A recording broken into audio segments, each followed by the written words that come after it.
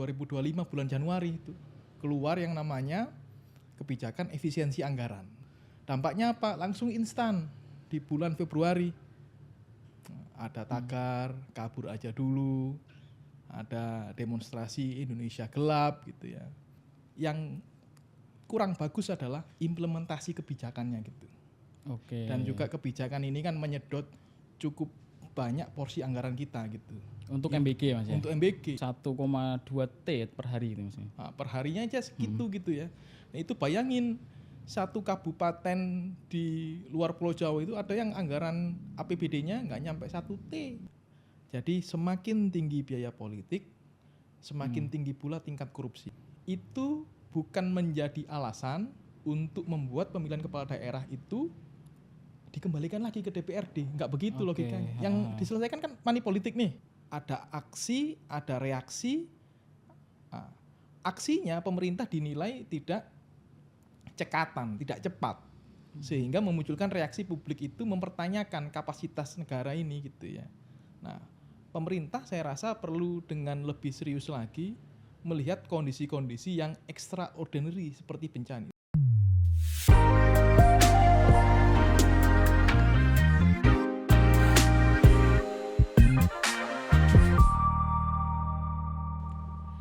Halo teman-teman semuanya, balik lagi bersama kami di podcast Politik Partikelir.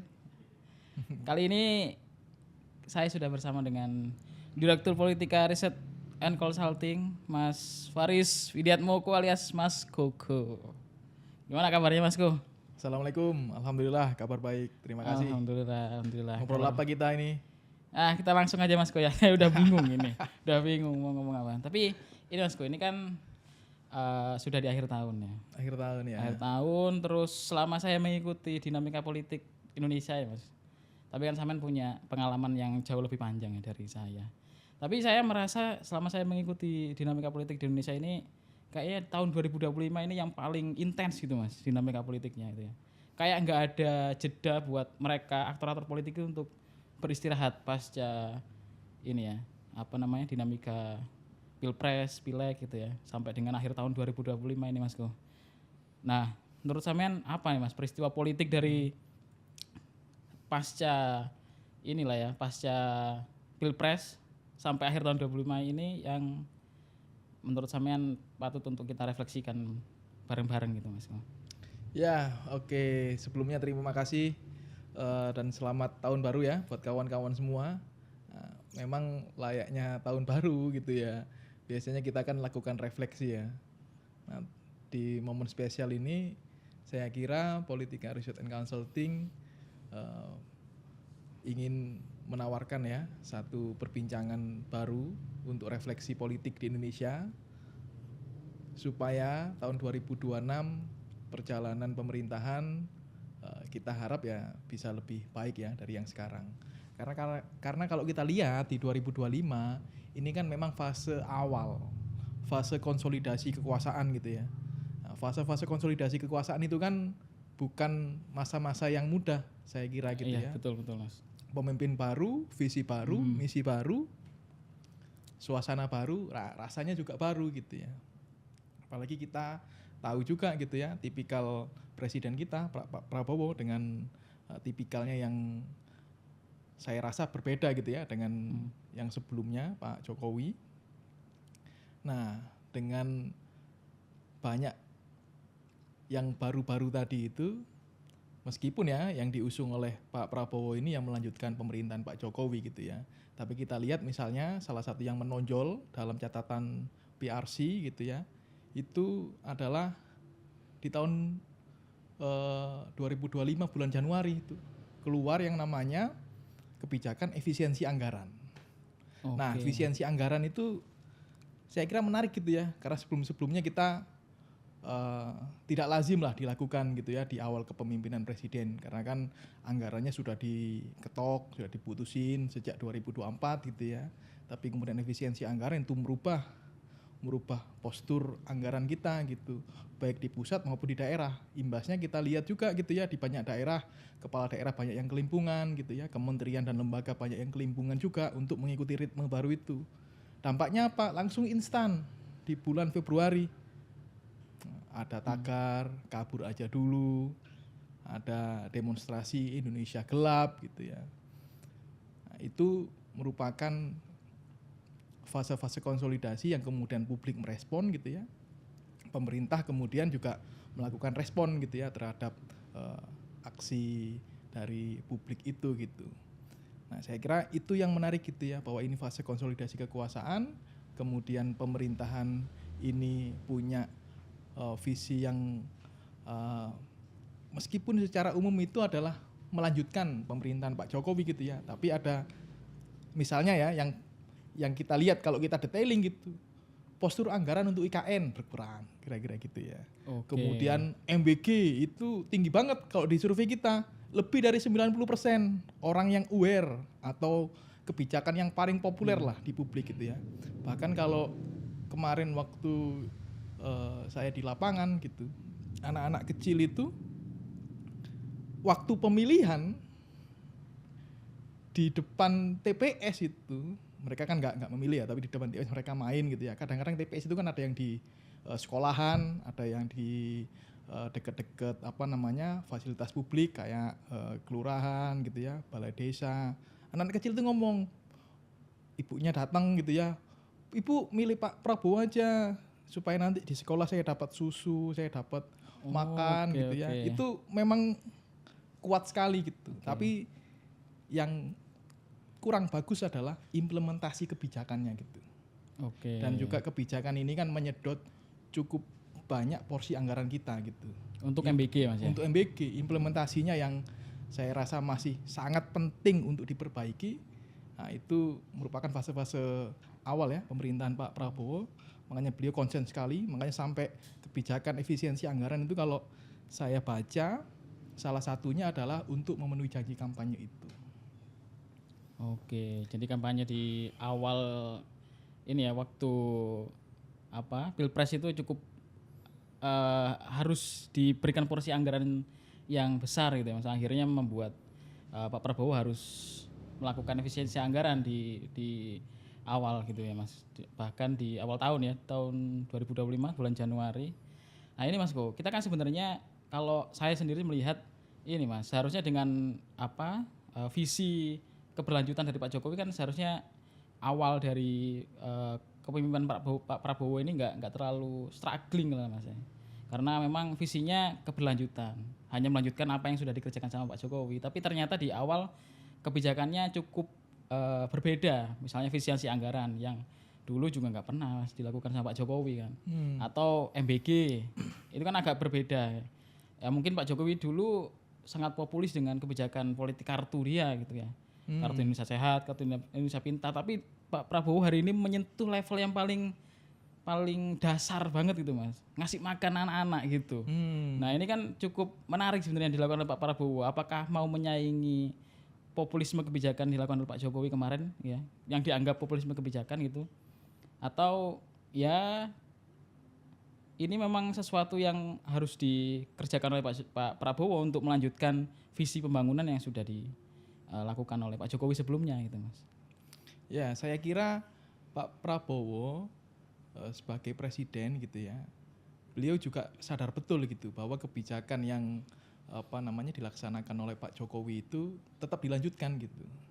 Nah, contoh ya, pada bulan Oktober itu sudah diluncurkan banyak sekali bantuan sosial kepada masyarakat di seluruh Indonesia. Itu merupakan bagian dari keberlanjutan saya kira dari kebijakan Pak Jokowi sebelumnya gitu ya. Kemudian program kartu-kartu itu saya rasa tetap dipertahankan gitu ya.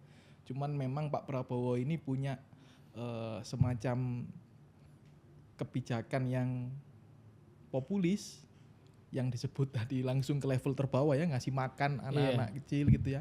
Yang sebelumnya saya kira itu kan program untuk pemenuhan pengentasan stunting gitu ya, yang kemudian berkembang, awalnya makan siang gratis, kemudian akhirnya ditetapkan namanya makan bergizi gratis.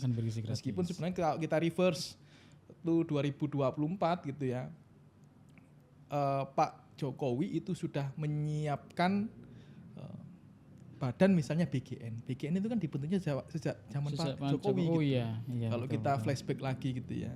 Nah, sejak zaman Pak Jokowi juga dibentuk BGN, akhirnya Pak Prabowo melanjutkan dengan itu gitu ya. Tapi memang yang cukup mengejutkan itu efisiensi anggaran itu. Dan misalnya dampak yang tidak cukup disenangi ya sama kepala daerah itu ya pemotongan itu ya anggaran, dan oleh banyak kritikus itu kan disebut sebagai proses resentralisasi gitu ya. Oh, bukan lagi desentralisasi ya? Bukan lagi kewenangan itu diberikan ke daerah, tapi daerah ditekan melalui kebijakan fiskal daerah gitu ya. Saya rasa itu gitu. Jadi Pak Prabowo tetap melanjutkan apa yang dianukan Pak Jokowi gitu ya.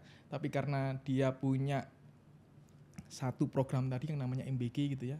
Nah, itu butuh anggaran yang gede banget gitu ya. Bahkan sampai ratusan triliun gitu ya. Triliun ya. 1,2 T per hari itu maksudnya. Nah, per harinya aja segitu gitu ya. Nah, itu bayangin satu kabupaten di luar Pulau Jawa itu ada yang anggaran APBD-nya nggak nyampe 1 T, cuman berapa ratus miliar gitu ya.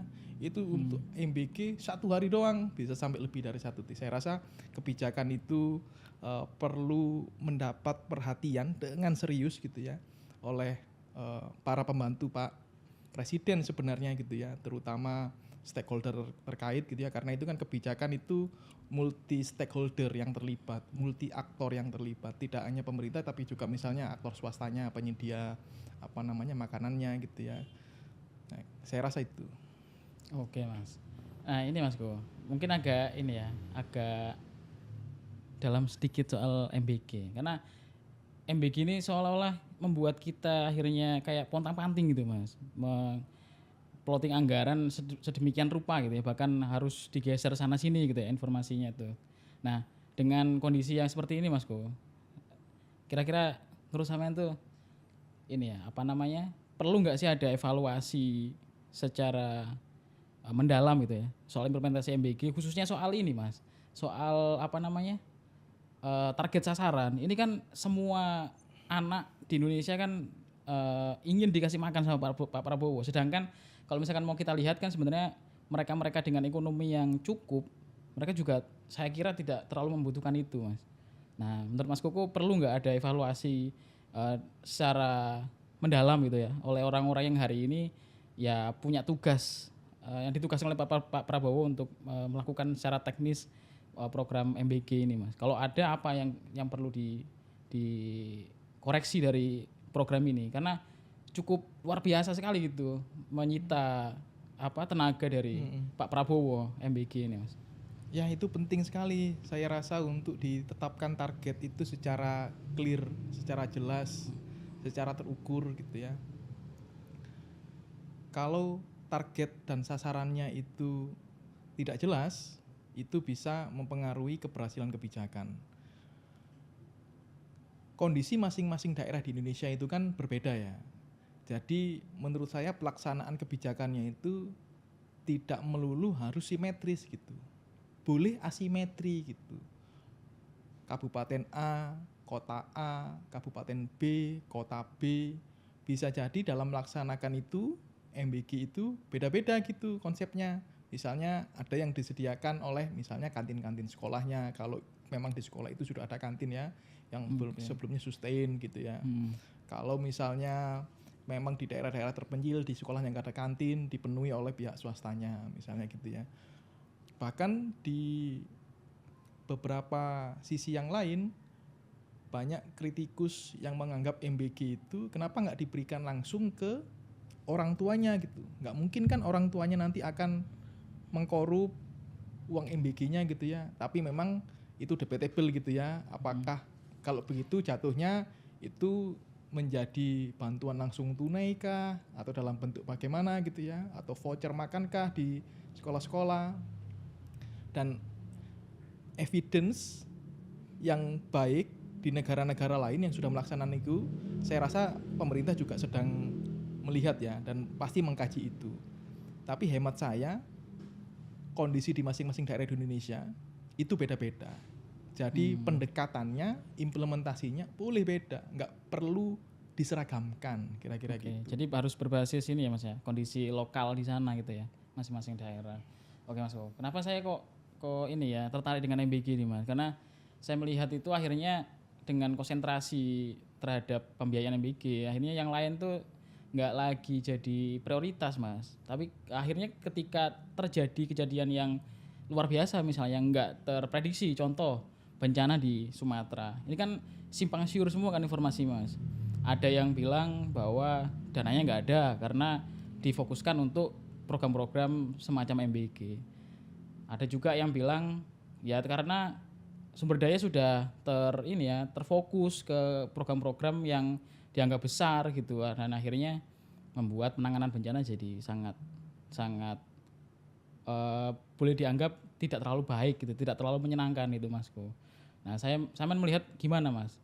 Apakah kemudian program-program secara umum yang dimiliki oleh Pak Prabowo ini perlu untuk dievaluasi supaya kejadian seperti di Sumatera misalnya nggak terjadi lagi gitu. Ini kan kondisi yang sangat ini, Mas, ya, mencekam gitu. Kalau misalnya saya boleh bilang itu, bahkan ada beberapa informasi yang menunjukkan bahwa kematian dari korban di Sumatera bukan terjadi ketika bencana saja, tapi ketika pasca bencana juga informasinya ada beberapa yang harus meregang nyawa gitu karena kelaparan dan lain sebagainya. Itu gimana kalau menurut saya, Mas?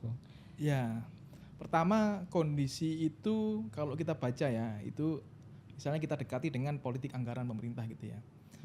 Porsi anggaran lewat efisiensi itu kan mencerminkan politik anggaran di pemerintahan ya, terutama di pemerintahan pusat. Dan itu mencerminkan apa yang menjadi prioritas dari pemerintah. Apa yang menjadi prioritas itu tercermin di dalam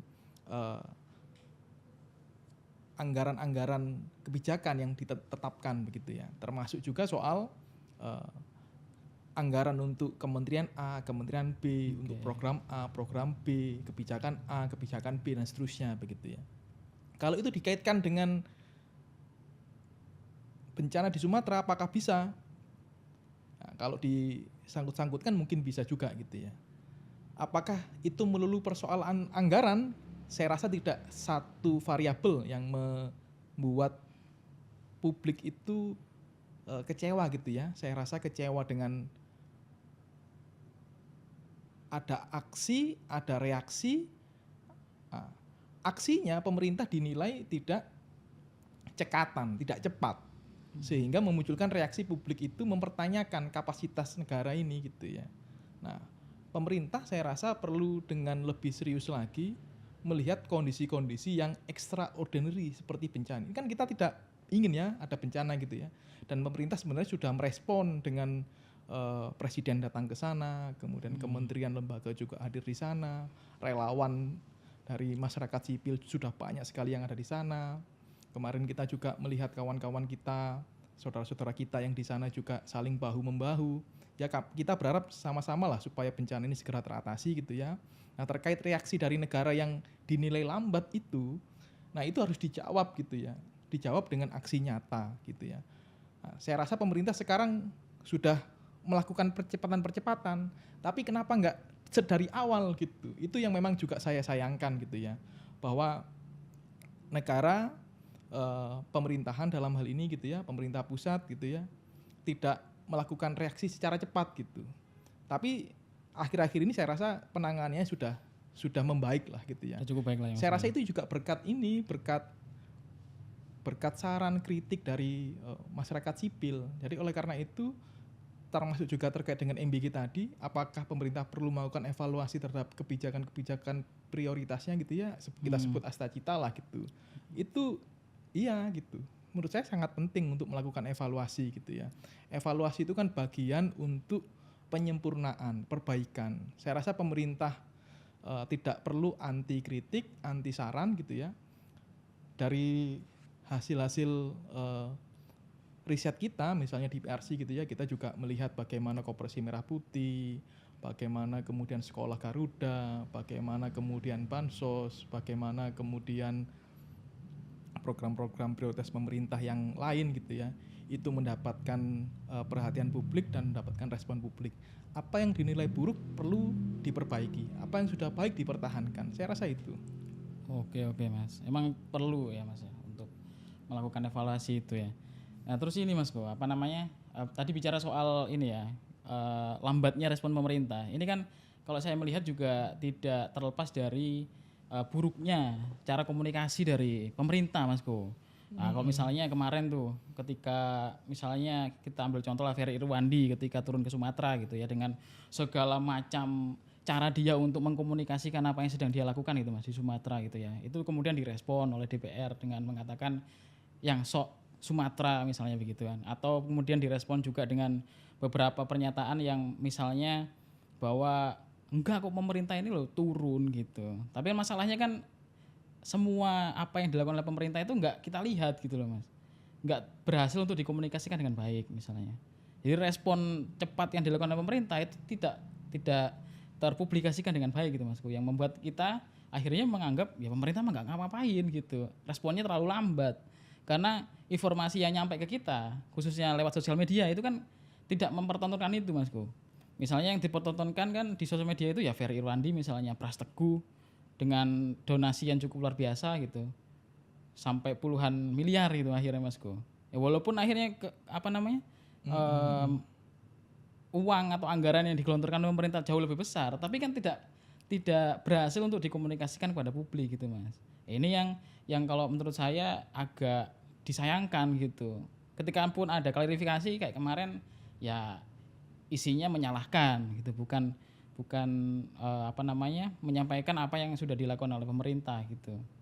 Bukanlah menjelaskan tapi menyalahkan yang lainnya gitu loh Masku. Nah, kalau sampean melihat gaya berkomunikasi pemerintah hari ini itu dengan yang sudah terjadi nih Mas ya. Yang perlu dievaluasi di bagian apanya itu Mas? Ya, soal komunikasi ini. Kalau kita soal komunikasi pemerintah ya, saya rasa di pemerintahan Pak Prabowo ini aspek komunikasi ini memang perlu lebih menekankan sisi empati ya. Lebih humanis gitu. Kalau boleh saran sih 2 hal itu saja yang ditekankan gitu ya, lebih humanis, lebih empati. Nah, kalau mungkin ditambahkan lebih based on evidence gitu. Lebih pada berbasis pada data-data gitu ya. Daripada memunculkan sentimen gitu. Terhadap masyarakat sipil, terhadap publik yang kemudian hanya menyampaikan keresahannya gitu. Publik masyarakat sipil ini kan sumber daya yang terbatas gitu ya. Nah, negara ini kan yang punya resources lebih besar gitu loh dibandingkan organisasi masyarakat sipil atau masyarakat sipil itu sendiri gitu ya. Negara resourcesnya lebih gede dan tentu dengan resources yang gede itu bagaimana mendelivernya dan bagaimana mengkomunikasikan itu antar instansi itu juga penting. Nah, terkait komunikasi saya rasa itu yang perlu menjadi perhatian gitu ya. Empati, humanis dan based on evidence. Oke. Makanya itu Mas, kadang-kadang kita hanya ingin sekedar tahu kan Mas. Ini sekedar tahu apa sih yang sudah dilakukan oleh pemerintah. Tapi ketika konferensi pers dilakukan misalnya oleh Pak Seskap misalnya kemarin, isinya kan bukan menjelaskan apa-apa saja yang dilakukan oleh pemerintah gitu, penekanannya, tapi penekanannya pada menyalahkan publik gitu yang berusaha untuk mengkoreksi apa sih yang sudah dilakukan pemerintah gitu di Sumatera misalnya. Itu kan nggak terlalu banyak dijelaskan gitu. Tapi saya sepakat memang Mas, harus humanis, harus berdasarkan data gitu ya. Karena kita kan jarang Mas melihat pejabat kita tuh ngomong minta maaf gitu. Saya baru mendengar 1 kali dari mulut Bapak Wapres Gibran yang sudah gentle menyampaikan maaf gitu ya Masku. Oke, mungkin itu kita sudahi dulu Mas soal hiruk pikuk dari pemerintahan Pak Prabowo sampai dengan tahun 2025 ini Mas. Nah, kita lanjut soal ini lah Masku. Ini sebenarnya sih masih berkaitan dengan kabinetnya dengan Pak Prabowo. Kan ada beberapa menteri di kabinet Pak Prabowo ini hari ini dengan kondisi yang masih cukup mencekam ya, karena kondisi kita hari ini masih kondisi alam masih tidak menentu gitu Mas. Ada kemungkinan bencana di mana-mana, tapi ada beberapa menterinya Pak Prabowo sudah ngomongin soal pemilihan kepala daerah oleh DPR misalnya itu. Yang kemarin disampaikan oleh Cak Imin itu Mas. Ini kan kondisinya masih belum cukup tepat gitu kalau misalkan hari ini dibahas soal itu gitu Mas. Tiba-tiba muncul wacana untuk pemilihan kepala daerah oleh DPRD gitu. Nah, menurut sampean dengan apa yang disampaikan oleh Caimin soal apa namanya kebutuhan dana yang besar gitu ya, dia mengonfirmasi ke banyak kepala daerah butuh uang yang besar gitu, akhirnya mereka melakukan korupsi karena harus mengembalikan uang yang sebegitu banyaknya itu gitu Mas. Nah, sampean melihat wacana soal apa pemilihan kepala daerah oleh DPRD ini bagaimana Mas? Apakah cukup tepat hari ini mulai diwacanakan dan apakah cukup kuat argumentasi soal besarnya biaya politik dan soal korupsi ini Mas untuk melancarkan wacana itu kira-kira? Ya, pertama soal timing. Timingnya apakah itu harus dibicarakan sekarang ya di tengah kondisi bencana? Nah, itu tentu kita bisa itu debatable gitu ya. Tapi sebenarnya saya berharap gitu ya, wacana bukan hanya soal pilkadanya gitu ya secara parsial gitu, tapi secara keseluruhan undang-undang pemilu kita ini memang sudah harus direvisi secepat mungkin. Kenapa? Karena putusan-putusan MK yang sudah ada begitu ya, misalnya soal ambang batas presiden gitu ya, pencalonan presiden dan wakil presiden pertama. Yang kedua misalnya soal parliamentary threshold gitu ya, soal ambang batas parlemen kita, siapa nanti yang berhak masuk ke Senayan, siapa yang tidak, kan ada misalnya kemarin kita 4% dan itu sudah diputuskan gitu ya, tidak lagi 4%, tapi berapa persennya kan kita nggak tahu. Apakah tetap ada presidential threshold atau kita pakai metode lama, misalnya electoral threshold kayak kita sebelumnya kan kita pernah pakai itu, atau bagaimana gitu. Nah, kalau soal apakah wacana pemilihan kepala daerah yang dikaitkan dengan biaya politik tinggi itu, jadi semakin tinggi biaya politik, semakin tinggi pula tingkat korupsi. Kira-kira begitu kan? Itu ya. Argumentasinya gitu ya. Dari pengusul. Apakah bisa demikian? Ya, bisa iya, bisa tidak ya. Tapi saya pribadi tidak sepakat gitu.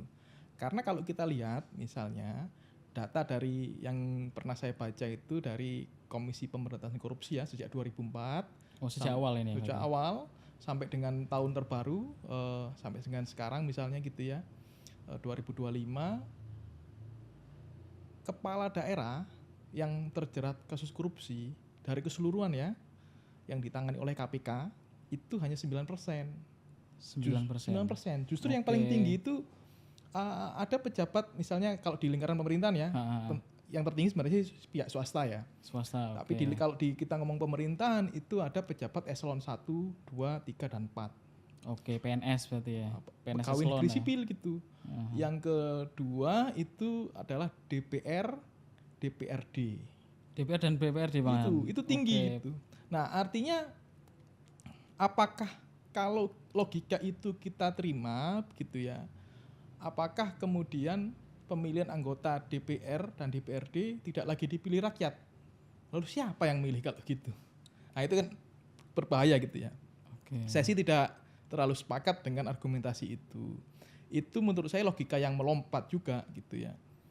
Seakan-akan biaya politik tinggi itu kan karena asumsi dasarnya itu oke lah di dalam pemilihan gitu ya, ada biaya baliho, biaya banner, biaya campaign, ngumpulin orang, makan, konsumsi, transport dan lain sebagainya gitu ya.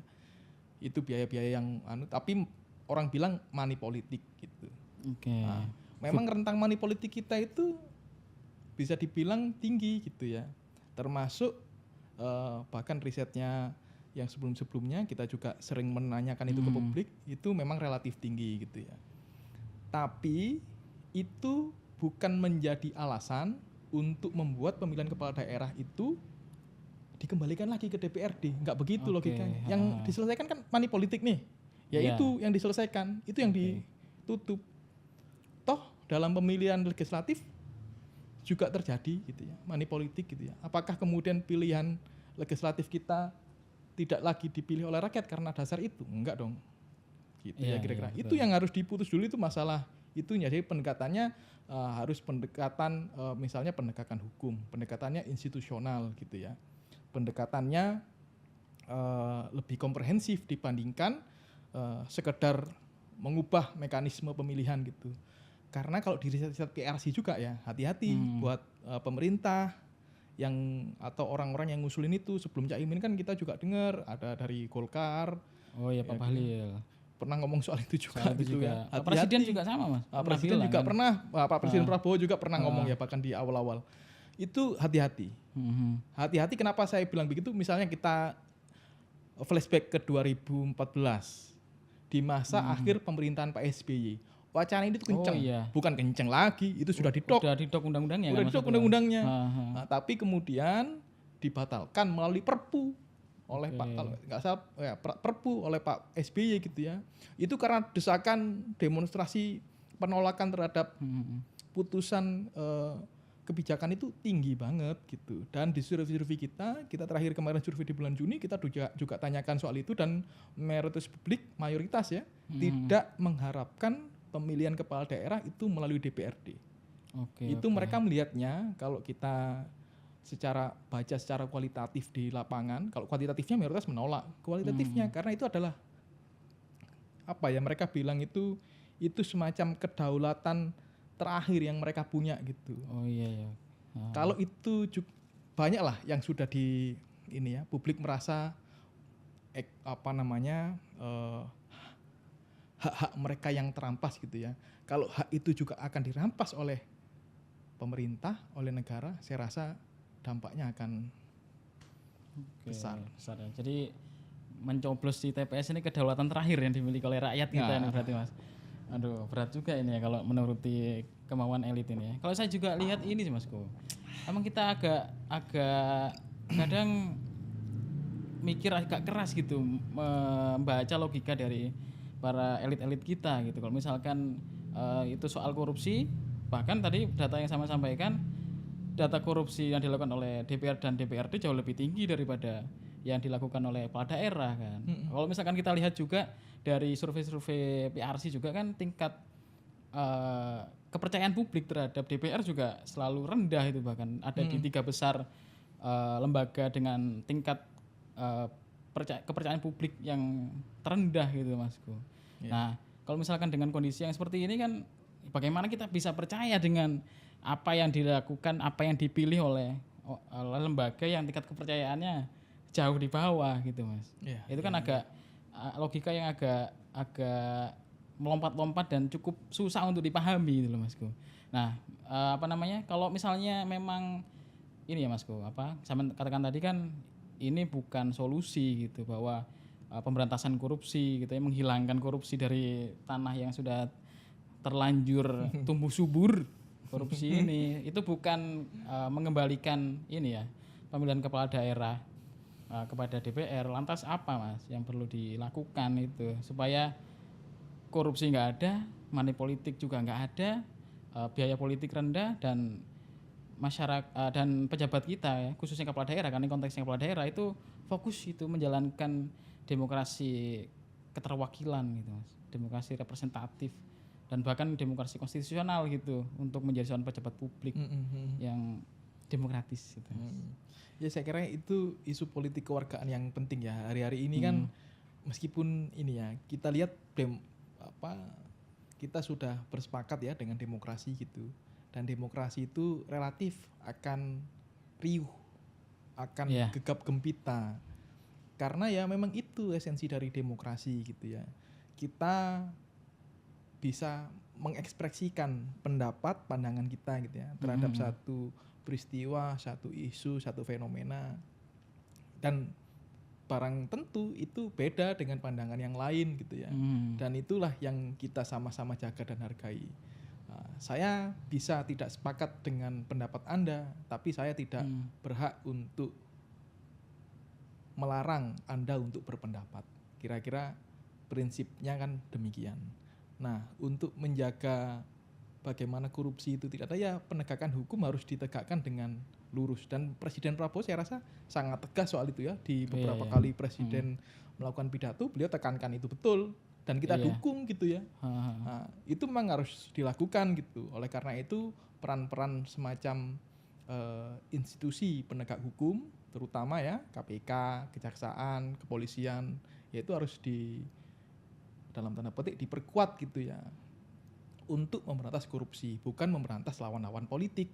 Nah, kira-kira itu. Apa yang perlu ditekankan? Pertama soal transparansi, kedua soal akuntabilitas. Nah, transparansi dan akuntabilitas itu bergandengan gitu ya. Pemerintah perlu transparan tidak hanya di level pusat tapi juga di level daerah. Kita juga menyayangkan gitu ya, sudah ada kalau nggak salah 6 ya kepala daerah yang terjaring korupsi oleh KPK. Itu perlu juga jadi perhatian kita gitu ya, tapi bukan, sekali lagi bukan dasar kita untuk mengembalikan pilkada kepada DPRD gitu ya. Itu tentu perlu penguatan secara institusi melalui transparansi, akuntabilitas. Kemudian yang ketiga adalah perlu juga dilihat prinsip-prinsip pemerintahan yang baik gitu. Nah, pemerintahan yang baik itu kan di dalamnya misalnya tender dilakukan secara transparan gitu ya. Tidak ada ijon politik ya. Kemudian penempatan aparatur sipil negara itu based on kualifikasi gitu ya, merit system. Kemudian program-program pemerintahan gitu ya dipilah dan dipilih sesuai dengan kebutuhan masyarakat, dideliver dengan baik gitu ya. Nah, saya rasa kalau itu dilakukan dengan konsisten, dan kita kadang terlalu ini ya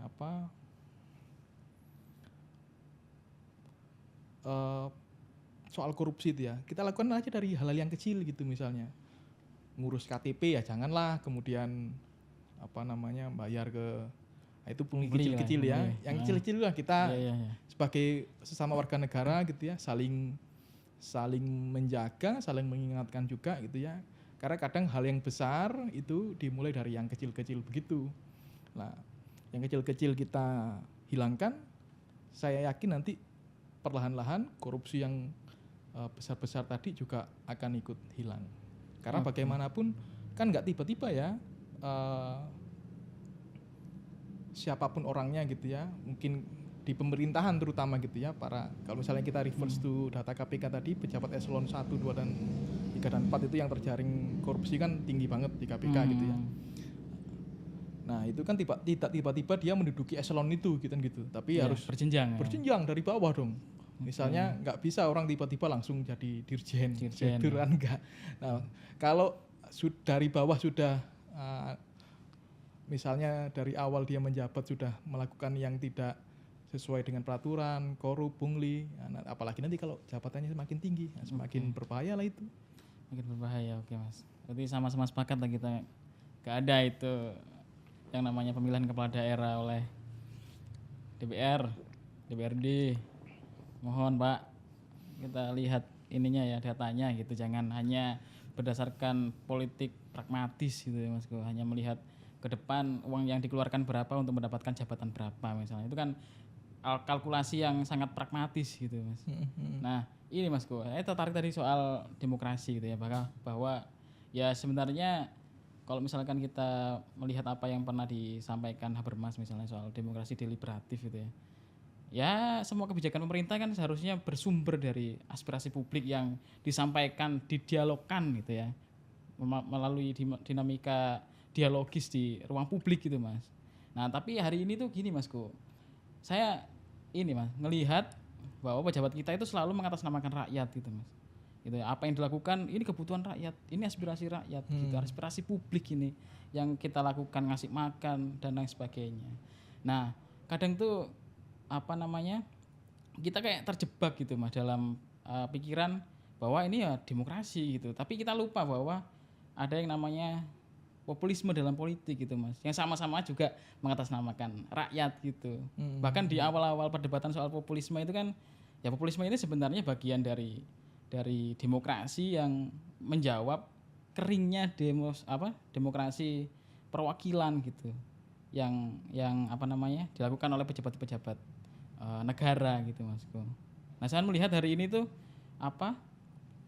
proses demokrasi yang berjalan di negeri ini ya, khususnya dalam implementasi kebijakan itu, apakah memang berangkat dari aspirasi publik gitu ya, melalui ruang-ruang publik yang dibuat oleh pemerintah, atau ini hanya wacana-wacana populis saja gitu yang mereka sodorkan kepada publik yang seolah-olah mereka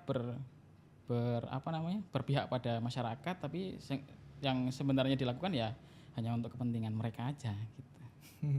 Apa itu Sebenarnya. contohnya itu? Contohnya ini soal apa ya kemarin tuh ya. Misalnya soal MBG udah. MBG ini kan seolah-olah pemerintah itu menyampaikan ini kebutuhan masyarakat gitu. Masyarakat hari ini susah gitu ya. Hari ini nggak bisa makan di beberapa sudut kota di negeri ini tuh masyarakat gitu ya itu nggak bisa makan gitu. Maka kita harus melakukan sebuah kebijakan yang bisa ngasih makan mereka gitu. Itu kan terlalu ini ya Mas, terlalu apa ya? Kok ya sependek itu gitu. Memikirkan bahwa solusinya orang lapar ya ngasih makan langsung oleh negara gitu, bukan mensejahterakan keluarganya misalnya. Nah, tapi kan kalau misalkan kita lihat dari struktur Dewan Badan Gizi Nasional misalnya atau SPPG yang ada di daerah, apakah itu mencerminkan soal pendistribusian kesejahteraan itu misalnya melalui MBG, melalui makan atau melalui penggerakan ekonomi dari level UMKM. Yang waktu itu diwacanakan kan mereka yang bisa menjadi SPPG itu kan UMKM gitu Mas. Ya kan? Tapi kenyataannya hari ini yang ada di bawah apa? Ya SPPG dipegang misalnya oleh militer, oleh polisi, oleh orang-orang yang kemarin mendukung presiden misalnya. Itu kan seolah-olah ini aspirasi publik ini. Tapi ternyata juga kepentingan mereka sendiri. Ya, maksudnya itu Mas, salah satu contoh. Ya, itu salah satu aspek transparansi tadi ya kalau kembali lagi ke sana gitu ya. Jadi kebijakan apapun kalau dia transparan dan akuntabel, saya rasa akan meminimalisir hal-hal yang tidak diinginkan yang menjadi syak wasangka dari publik. Kita kan akhirnya berpikiran gitu ya, apakah jangan-jangan begini, jangan-jangan begitu gitu ya. Namun MBG ini sebenarnya kalau menurut saya gitu ya, kebijakan yang bagus gitu.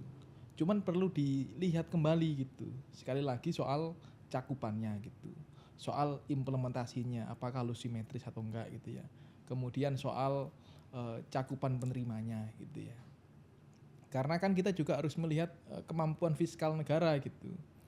Apalagi kalau kita lihat juga apakah MBG ini misalnya pertanyaan publik gitu ya, apakah menggunakan dana 20% pendidikan yang diamanatkan oleh undang-undang.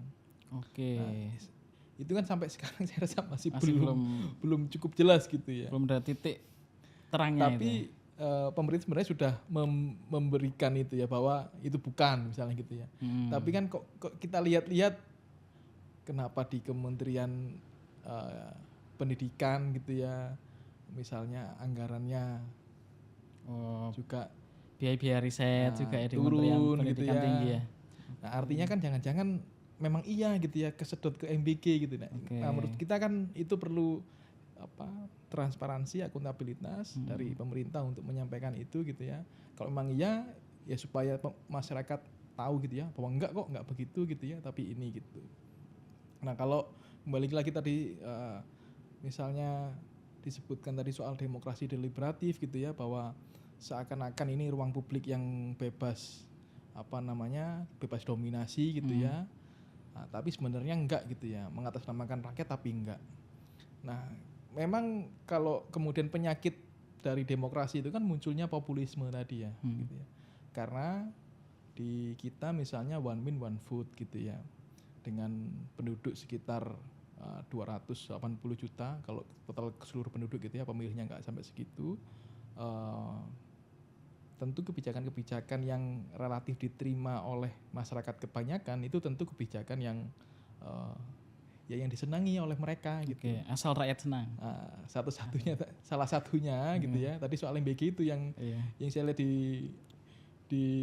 di lapangan gitu ya, di TPS, di desa-desa. Emang dahsyat itu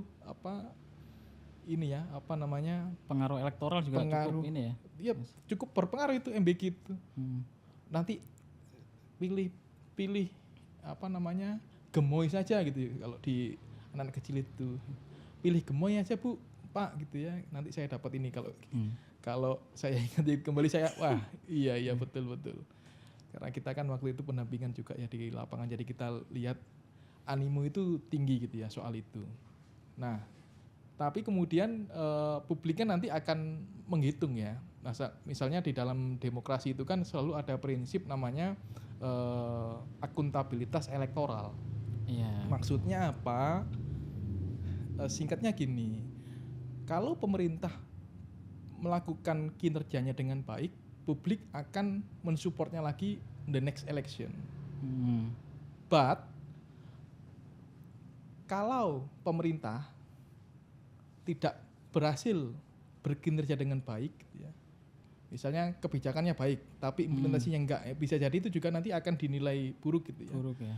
Tidak atau kalau dalam bahasa kita pollster gitu ya, kita sebutnya misalnya nanti bisa akan berpengaruh tuh ke approval ratingnya gitu, ke approval rating petahana, incumbent gitu ya.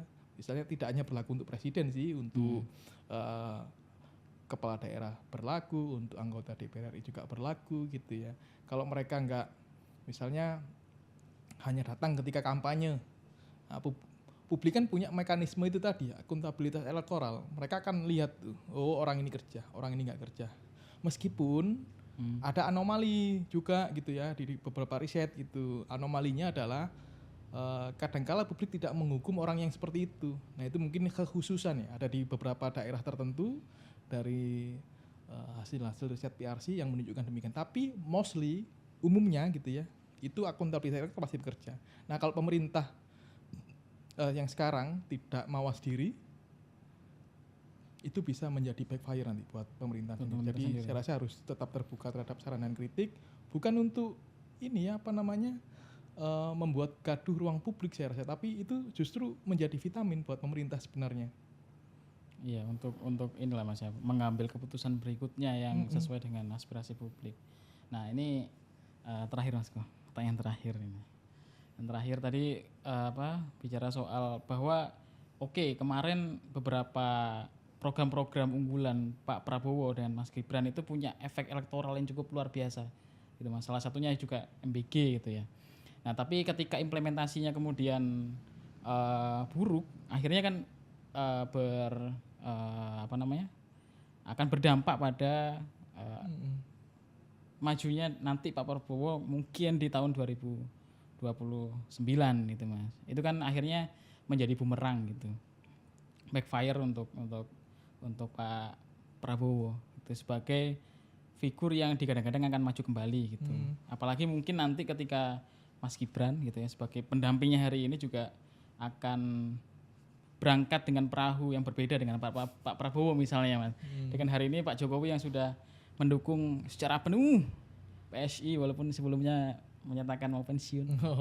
Ini kan sinyal-sinyal yang harus dibaca kemudian oleh Pak Prabowo kan Mas, bahwa 2029 itu tidak akan mudah untuk Pak Prabowo, apalagi dengan dukungan hasil kerja kabinetnya yang tidak cukup menyenangkan misalnya nanti ketika ini tidak kunjung dievaluasi oleh Pak Prabowo gitu Mas. Nah, untuk menatap masa depan ini Mas, dari satu tahun kinerja Pak Prabowo ini supaya nanti jalan beliau di 2029 ini itu tidak terlalu terjal dengan mungkin asumsi bahwa nanti beliau akan juga berseberangan berbeda perahu dengan Mas Gibran gitu ya, yang di belakangnya ada nama Pak Jokowi. Nah, itu apa yang harus dilakukan oleh Pak Prabowo hari ini itu Mas, melihat ya bisa kita katakan ya sengkarutnya proses implementasi kebijakan dari Pak Prabowo supaya nanti ya nggak terlalu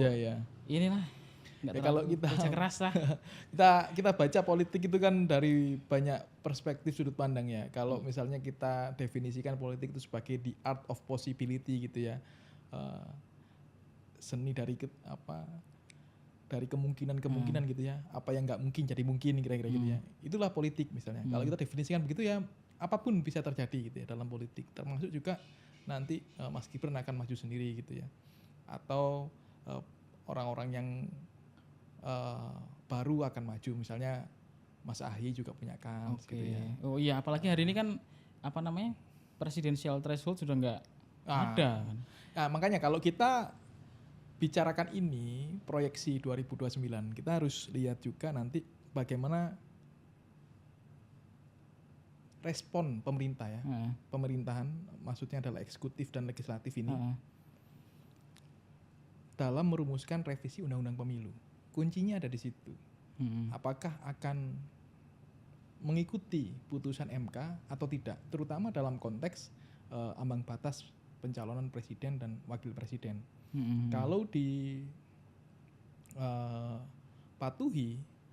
saya rasa pemilu 2029 akan meriah. Artinya pesaing Pak Prabowo juga berpotensi jauh lebih banyak ini. Potensinya akan jauh lebih banyak kalau kemudian itu. Karena apa? Karena tidak ada lagi ambang batas bagi partai politik untuk mencalonkan calon presiden maupun wakil presiden. Misalnya nih, contoh Golkar bisa maju sendiri, Demokrat bisa maju sendiri, PKB bisa maju sendiri, Nasdem bisa maju sendiri. Kalau saya tidak salah ingat ya, bahkan partai yang tidak ada di Senayan pun, misalnya PSI gitu ya, yang sekarang nggak ada di Senayan tapi dia kan kontestan pemilu 2024, dia bisa juga nyalonin presiden dan wakil presidennya sendiri kalau putusan MK itu diikuti gitu. Artinya saya akan sangat meriah gitu. Nah, makanya kita lihat kan misalnya Anies Baswedan gitu ya, mulai bergabung dengan Ormas, masih Ormas kan Gerakan Rakyat. Oren ini. Orange. Kita lihatlah nanti bagaimana revisi undang-undang pemilu akan direspon ya. Karena kalau nggak direspon ini bahaya juga menurut saya gitu ya. Karena 2026 kalau saya tidak salah ingat itu sudah akan mulai pemilihan komisioner pemilihan umum nasional. Oh iya, anggota KPU udah mulai ya. Iya, sudah. Artinya tahapan-tahapan pemilu itu sudah akan dimulai dan itu sangat bergantung terhadap revisi undang-undang pemilu. Nah, saya rasa itu yang penting kita lihat karena di dalam rezim apapun, di dalam negara manapun gitu ya, diskusi soal kepemiluan itu kan memang tidak ada satu pakem yang apa istilahnya ya, yang paling baik gitu ya. Enggak lah, masing-masing negara punya ininya apa namanya, cara dan punya pendekatan dalam mendefinisikan gitu ya apa yang sesuai dengan kebutuhan negaranya. Dan saya rasa putusan MK itu kalau dalam sistem ketatanegaraan kita secara hukum gitu ya, harusnya itu final dan mengikat gitu. Nah, kalau DPR dan pemerintah tidak mengikuti itu, wah saya rasa itu akan muncul fase yang unik dan baru itu nanti ya. Tapi saya harap tidak lah ya, saya harap tidak, dan pemerintah dan DPR bisa segera untuk memutuskan. Karena kalau saya dengar-dengar juga di DPR itu kan kasak kusuk yang jadi leading sektor ya soal RUU pemilu ini, apakah Komisi 2 ataukah Balik ya, ataukah nanti dalam bentuk panja. Panja bisa jadi nanti anggotanya tidak lagi di komisi atau di badan gitu ya, tapi gabungan gitu, atau pansus atau apa, saya juga belum tahu gitu ya, karena memang belum ada yang diputuskan. Tapi kita berharap nanti tidak lama lagi, as soon as possible, itu segera diputuskan. Oke Mas, tadi nyinggung soal ini Mas, apa namanya, bahwa hari ini tuh udah nggak berlaku lagi seharusnya kan presidential threshold ini Mas, ambang batas pencalonan presiden dan wakil presiden. Dan itu sepertinya walaupun masih belum ada ini Mas ya, respon dari pemerintah untuk ini apa namanya, untuk menerbitkan peraturan yang menjadi inilah apa namanya, apa kayak panduan teknis lah Mas ya, panduan teknis soal putusan MK ini kan. Tapi saya melihatnya itu ada beberapa ketum partai itu sudah mulai curi-curi panggung nih Mas. Misalnya Pak Julhas kemarin berangkat ke Sumatera. Terus Cak Imin juga beberapa kali melakukan statement soal Sumatera, misalnya soal apa namanya, Taubat Nasuha misalnya. Taubat ekologis ya kan. Sejak kapan Cak Imin ngomongin soal ekologis? Terus ini juga apa namanya? Siapa lagi nih? Ketum PSI misalnya dengan apa namanya? manuver-manuver yang dilakukan oleh Pak Jokowi itu kan ya hari ini kan kita nggak bisa melepaskan PSI dari Pak Jokowi gitu Mas dengan beberapa manuver-manuver yang sudah dilakukan. Nah artinya ini kan kembali menjadi ancaman sebenarnya bagi Pak Prabowo gitu Mas. Ancaman bagi Pak Prabowo bahwa ini kabinetnya ini yang sudah difasilitasi di kementerian ini sudah curi-curi panggung ini. Ini melihat saya sih kok ya ini ya Mas apa namanya yakin gitu bahwa itu bagian dari respon terhadap putusan MK gitu. Bahwa hari ini udah nggak ada lagi tuh ambang batas pencalonan presiden dan wakil presiden yang artinya partai politik punya bergen yang sama ini. Nggak lagi ngukur apa namanya siapa yang paling besar urunan suara untuk mencalonkan apa namanya calon presiden dan wakil presiden, tapi sudah setara ini, sudah sama-sama bisa mencalonkan itu. Ini kan sinyal agak kurang menyenangkan untuk Pak Prabowo ini Mas. Ya. Pertama itu satu keniscayaan ya menurut saya bahwa ada naluri politik, ada insting politik dari aktor-aktor politik ya untuk mempersiapkan agenda-agenda jangka panjang. Meskipun ya tapi umumnya lah kita 5 tahunan ya, kan pemerintahan di masing-masing negara beda-beda ya. Ada yang Amerika 4 tahun. 4 tahun gitu ya, ada yang 4 tahun hanya boleh 1 periode, ada yang boleh 3 periode tapi nggak boleh berurutan. Kalau kita kan 2 periode enough gitu ya. Untuk presiden dan kepala daerah begitu. Nah, biasanya di tahun-tahun pertama ini misalnya kayak sekarang misalnya pemerintahan pertama gitu ya, baik kepala daerah maupun presiden itu fase-fase konsolidasi itu. Tahun kedua, tahun ketiga itu mulai akan tune in itu ya, sudah tune in, sudah mulai manasin mesin sendiri-sendiri. Mesinnya sudah panas lah itu. Artinya pemerintah akan jalan lebih, menurut saya akan lebih bagus lah. Tapi kalau sudah menginjak tahun ketiga, keempat itu mereka sudah akan mulai, apalagi tahun keempat ya, mulai ancang-ancang sudah. Tahun ketiga akhir itu sudah ancang-ancang untuk pemilu selanjutnya. Anggaplah nanti pemilu 2029 ya. 2029. Artinya nanti 2028 itu sudah akan mulai kelihatan itu. Bahkan tahun 2027 akhir mungkin. Sudah akan mulai ada gitu yang mulai. Gitu. Nah, itu akan terlihat dengan cukup jelas di fase-fase itu. Nah, kalau kita melihat kepada statement dari Ketua Umum Golkar Pak Bahlil gitu ya, tentang koalisi permanen. Koalisi permanen. Oh itu, iya. Itu kan tidak muncul di ruang hampa, tapi itu kan menurut saya itu bagian dari perbincangan elit politik gitu ya. Saya rasa mungkin itu sudah ada gitu ya, tercium aromanya gitu ya. Oh ini ya bisa jadi benar gitu ya. Ya kita lihatlah nanti. Tapi saya sih melihat itu sebagai hal yang wajar ya gitu ya. Ada insting politik, ada naluri politik dari apalagi ketua umum partai gitu ya, ingin mempersiapkan diri karena esensinya kan ya nggak apa-apa gitu. Yang diadu, ayo adu gagasannya, adu idenya gitu ya. Mari dibuat demokrasi itu bermutu, bukan bertarung sentimen gitu ya, tapi bertarung pada level ide, gagasan, kebijakan. Ujungnya apa nanti? Mutu demokrasi akan naik. Iya, kita sehingga populisme tadi yang jadi masalah gitu ya. Tidak hanya di Indonesia sih, memang populisme itu di banyak negara demokratis juga begitu gitu ya. Makanya ada yang ya itu penyakit lah. Tapi penyakit itu ya perlu diatasi gitu, ada obatnya gitu ya. Nah, oleh karena itu literasi politik bagi warga negara dengan mengencangkan akuntabilitas elektoral tadi, kalau pemerintahan baik, menjalankan kebijakan dengan baik, menurut Anda pilih kembali. Tapi kalau tidak ya jangan dipilih kembali. Kan begitu saja. Iya, karena kita punya mekanisme itu kan untuk memilih kembali. Kalau rezimnya rezim bukan pemilihan umum misalnya, contohlah kepala daerah gitu ya.